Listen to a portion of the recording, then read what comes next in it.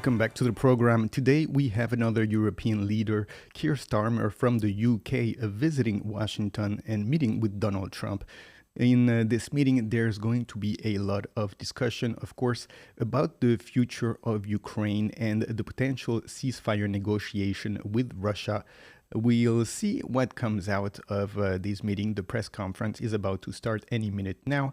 But my guess is that we're going to see a lot of pressure from the UK to increase the pressure on Russia from the United States. But as we know, the policy of Donald Trump is to try to find an end to this conflict.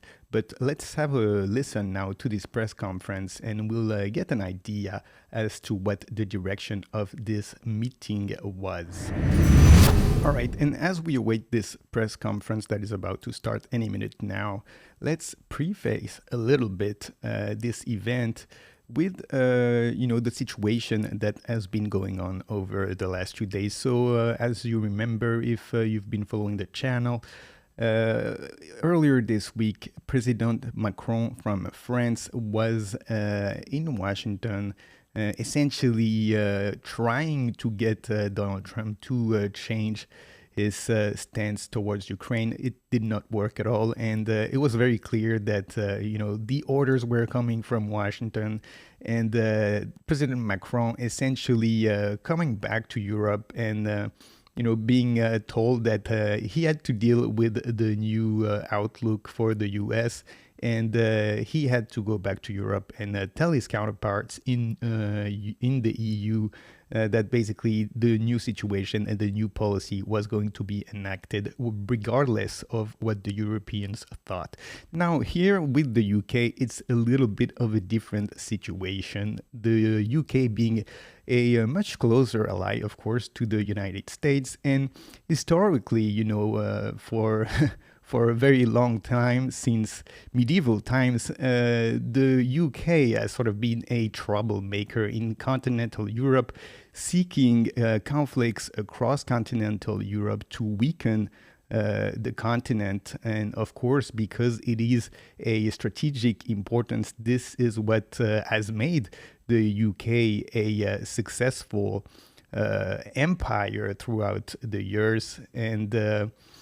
And essentially now what we're going to see today is a continuation of this historic trend, and of course a continuation of the conflict in Ukraine that was really fostered and made a lot worse by the UK. We remember, of course, Boris Johnson going to Kiev just after the negotiation between Ukraine and Russia in Istanbul, where they had drafted already a peace deal before the war had even started. And Boris Johnson went to Kiev and told Zelenskyy, you cannot do this peace deal. You have to fight. You have to go to war against Russia, and we will back you all the way. And of course, now we're a few years later, and it appears that it's exactly the opposite. Now, the UK and the US are not backing Ukraine all the way.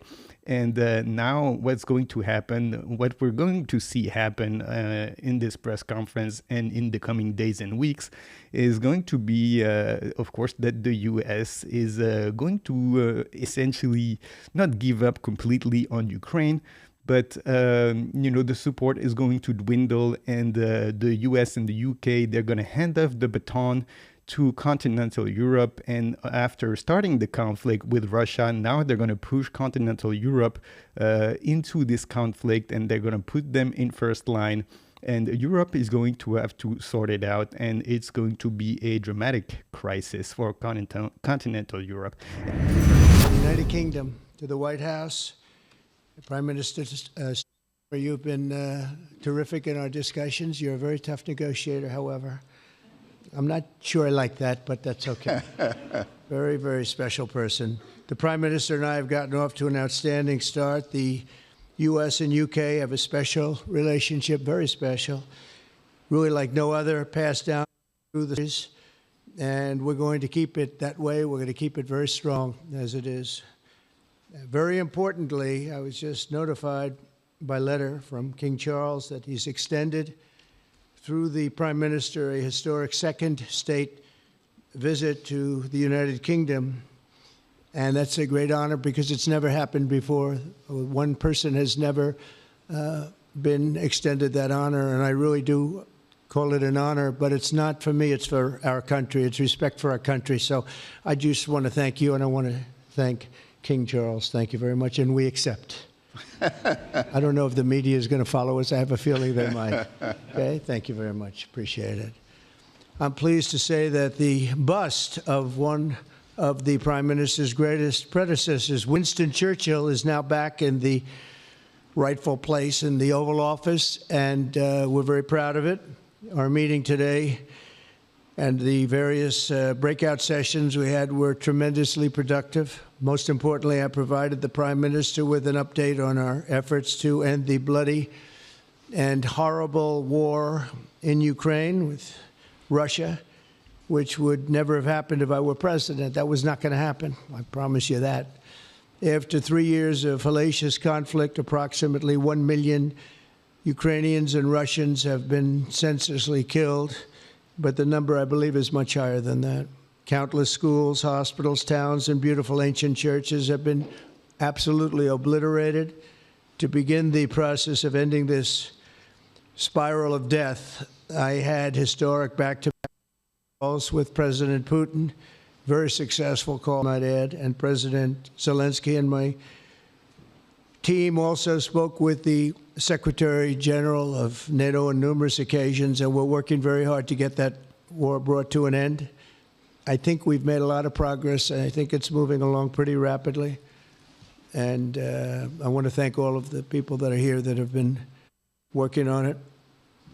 And we'll let you know what happens. It'll either be fairly soon or it won't be at all. I want to thank the Prime Minister once again for traveling here today. Working together, I believe that we'll once again demonstrate the power of our country's unique friendship. This is indeed a unique friendship. It's been many years, and I think it's only gotten stronger, and we will make sure that it stays that way. We're going to have a great trade agreement. One way or the other, we're going to end up with a very good trade agreement for both countries, and we're working on that as we speak. I think we'll have the confines. I think we'll have something maybe even in terms of possibilities agreed to very shortly. JD's working on it, Vice President, and Scott, and I'm just looking at this all from Mike. You're going to work on it. Everyone's going to work on it. We'll see if we can do something pretty quickly, but we're going to make some great trade agreements with the UK and with the Prime Minister, and it'll happen very quickly. So I just want to thank you again, and please thank King Charles for the invite, and let's interrupt him for a second here. While he talks about this agreement, economic agreement with the UK, all the while he has just announced 25% tariff on the European Union.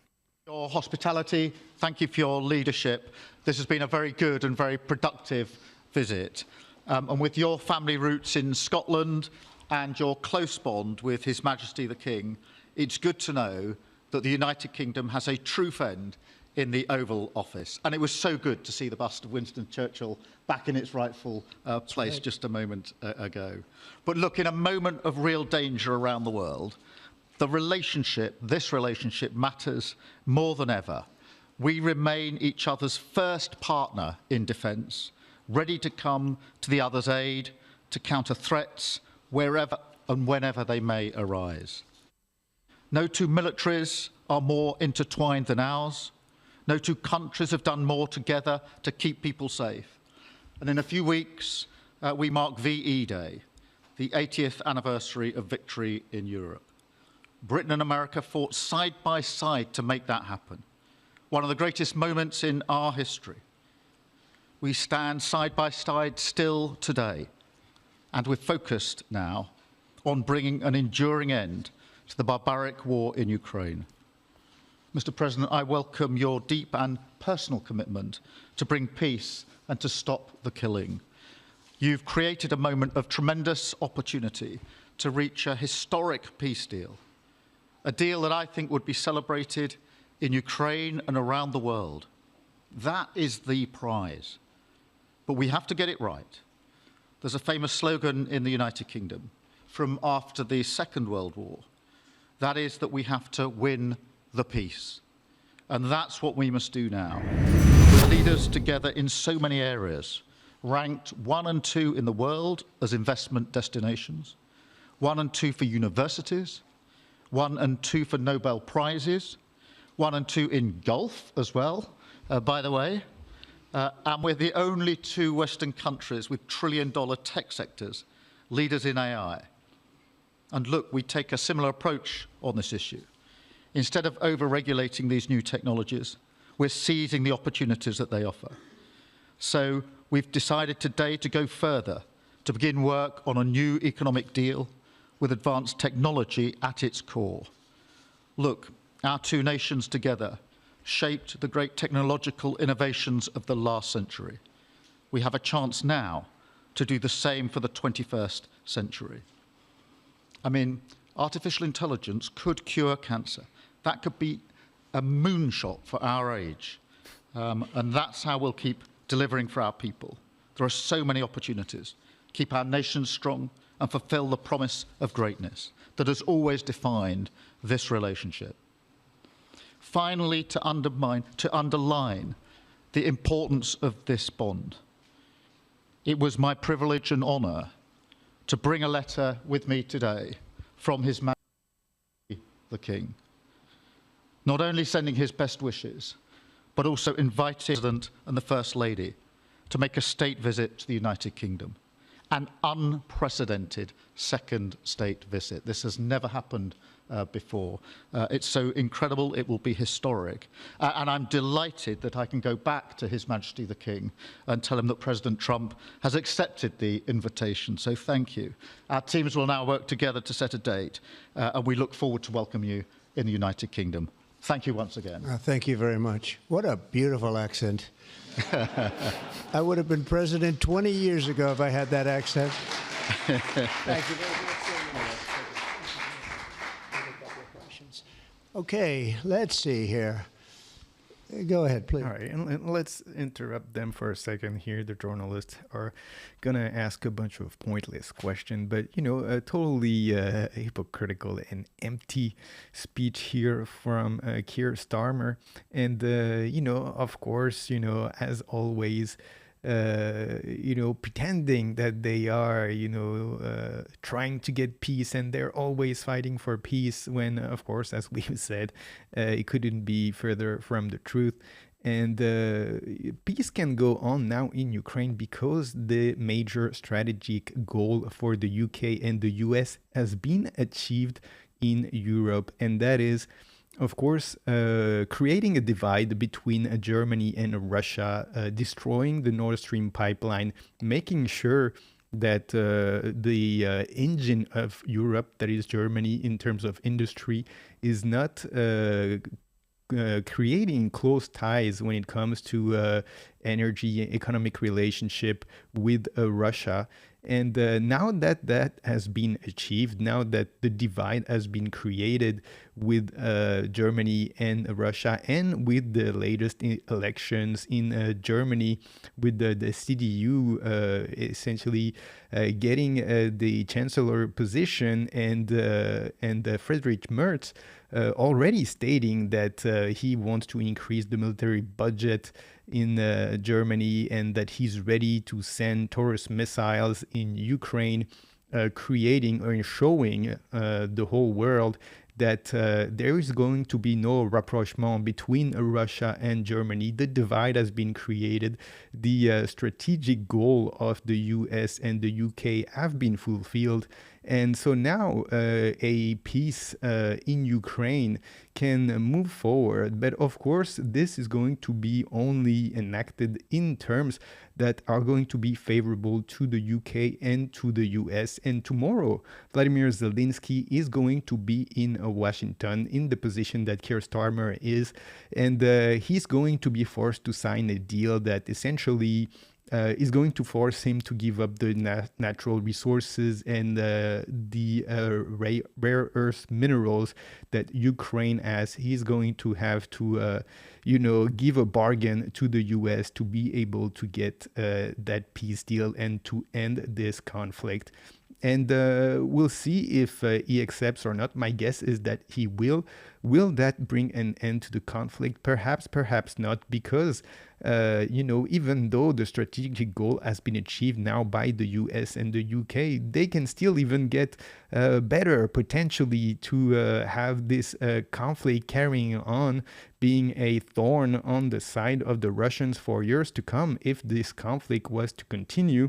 But of course, that would, give a problem to Trump, because one of his campaign promises was to end this war. But since he's not running for re-election now, there's probably a possibility of him saying, oh, look, I tried to get this peace, but Vladimir Putin is such a bad guy that he wouldn't accept the peace, and then now we have to continue this war. So we will see what happens now.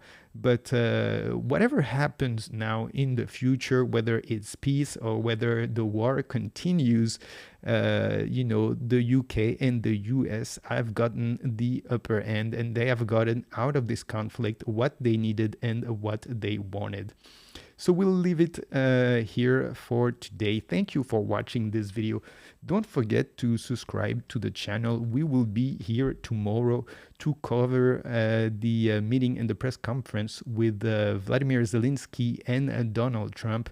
And thank you for watching. Don't forget to subscribe to the channel. And I will see you all tomorrow for this press conference with Vladimir Zelenskyy. Bye.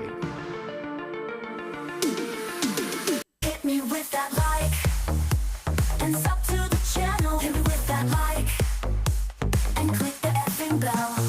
Click that bit, alright. The algo recommends for she go like. The algo knows you well. Hit me with that like, subscribe to the channel. Hit me with that like, and click the effing bell.